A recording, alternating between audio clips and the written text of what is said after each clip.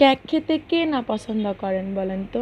আর সেটা যদি হয় বাসায় বানানো কেক, তাহলে আর কোনো কথাই থাকে না। আসসালামু আলাইকুম, কেমন আছেন সবাই? আশা করি সবাই ভালো আছেন। আলহামদুলিল্লাহ, আমিও ভালো আছি। তো আমি বাসায় বানিয়ে ফেলেছি কেক আমার বাচ্চাদের জন্য। চলেন আমি যেভাবে কেকগুলো বানিয়েছি আপনাদের সাথে শেয়ার করি। নরম তুলতুলে এই মজাদার কেক বানানোর জন্য আমি নিয়েছি 1 কাপের থেকে একটু কম চিনি। চিনিগুলো আমি পাটায় বেটে নিয়েছি, মিহি করে নিয়েছি, যাতে খুব তাড়াতাড়ি এই বিট করার সাথে এটা গলে যায়। তো এ পর্যায়ে আমি দিয়ে দিয়েছি 2টা ডিমের সাদা অংশ। আমি কুসুমটা আলাদা করে রেখেছি। তো আমি এই সাদা অংশটা আর চিনিগুলো আমি ভালো করে বিট করে নেব।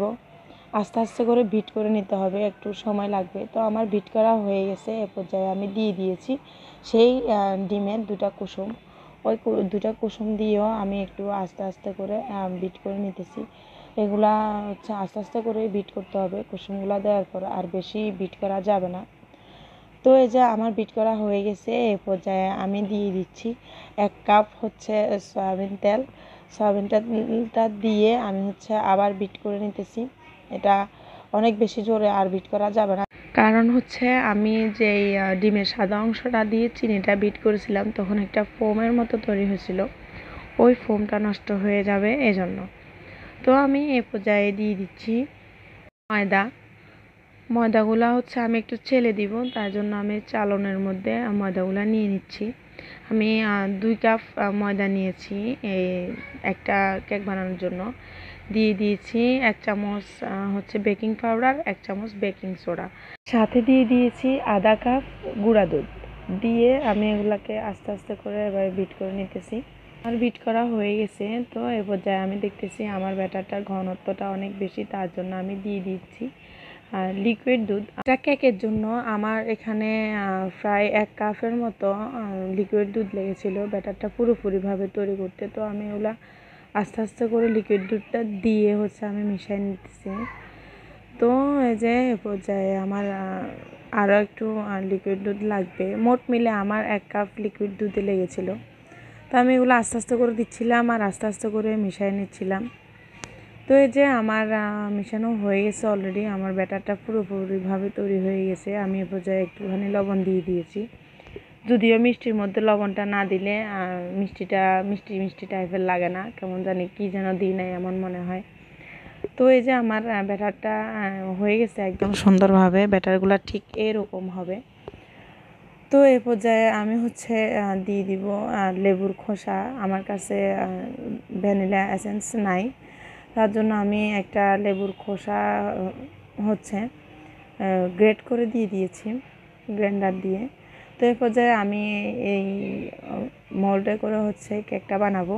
তো আমি কেকের এই মোল্ডটাতে দিয়ে দিয়েছি একটু সয়াবিন তেল দিয়ে। আমি পুরো মোল্ডটাকে একদম ভালো করে ঘুরিয়ে লাগিয়ে দিয়েছি পুরোটার ভিতরে। পরে আমি 2টা কাগজ নিয়ে নিয়েছি, খাতার কাগজ। এটা আমি মোল্ডের মধ্যে একদম নিচে ভালোভাবে বসিয়ে দিব। বসিয়ে দিয়ে আমি এই ব্যাটারটা ঢেলে দিব আস্তে আস্তে করে। একদম উপর থেকে ঢালতে হবে। তো আমি ঢেলে দিয়েছি আর একটুখানি ট্যাপ করে নিতেছি। ট্যাপ করে দিলে যে বাবলসগুলা আছে ওগুলা উঠে চলে আসবে। তো আমি এখানে আগে থেকেই বালিগুলা গরম করতে দিয়ে দিয়েছিলাম, চুলায় বসিয়ে দিয়েছিলাম। তো আমি বালির মধ্যে একটা স্ট্যান্ড দিয়েছি। স্ট্যান্ডের উপরে আমি আমার এই কেকের মোল্ডটা বসিয়ে দিয়েছি। তো দেখেন আমার কেকটা কি সুন্দর করে ফুলে উপর দিকে উঠে আসছে। তো আমার কাছে মনে হয়েছিল যে আমার যে কেকটা আমি বসিয়েছিলাম ঢাকনাটা দিয়ে, তারপরে ভাপগুলা বের হয়ে আসছিল ফাঁক দিয়ে ঢাকনার। তো তাই জন্য আমি একটা কাপড় দিয়ে দিয়েছিলাম। এটা সুতি কাপড়, এটা আসলে অ্যাভয়েড করবেন। আমি আরেকবার কেক বানানোর সময় এটা পুড়ে গেছিলো, জন্য এটা এরকম কালো দেখাচ্ছে। তো এই যে আমি কেকটা নামিয়ে ফেলেছি এবং আমি এটা চারপাশ দিয়ে ছুরি দিয়ে উঠাই নিচ্ছি। মাশাআল্লাহ আমার কেকটা অনেক বেশি সুন্দর হয়েছে এবং অনেক বেশি মজাদার ছিল। এই যে আমার বানানো কেকটা একদম রেডি। তো আমি এ পর্যায়ে আরেকটা কেক বসিয়ে দিয়েছিলাম, ওটাও আমার হয়ে গেছে খুব সুন্দরভাবে। আমার 2টা কেক বানিয়েছিলাম। আমার বাচ্চারা কেক অনেক বেশি পছন্দ করে। সবশেষে একটা কথা বলি, সেটা আমি যে লেবুর খোসাটা দিয়েছিলাম তখন বলা হয় না এই কথাটা। লেবুর খোসাটা দিলে কেকের মধ্যে অনেক সুন্দর একটা ঘ্রাণ আসে। কেকটা খেতে ভালো লাগে। ডিমের যে একটা গন্ধ করে কেকের মধ্যে, ওই গন্ধটা আর করে না। খুব সুন্দর, একদম দোকানের কেকের মতো একটা সুন্দর ঘ্রাণ আসে। তো আপনাদের কাছে ভ্যানিলা এসেন্সটা না থাকলে অবশ্যই লেবুর খোসাটা গ্রেট করে দেওয়ার চেষ্টা করবেন, তাহলে খুব সুন্দর একটা ফ্লেভার পাবেন। তো এই যে আমি কেকগুলা খুব সুন্দর করে কেটে একদম রেডি করে ফেলেছি। তো আপনারা কে কে এই কেক খেতে অনেক বেশি পছন্দ করেন এবং বাসায় অবশ্যই এই কেকটা আপনারা বানান, সবাই অবশ্যই কমেন্টস করবেন। আমার বানানো এই কেকের রেসিপিটা আপনাদের কাছে কেমন লেগেছে অবশ্যই কমেন্টস করতে ভুলবেন না। সবাই ভালো থাকবেন, সুস্থ থাকবেন। আল্লাহ হাফেজ।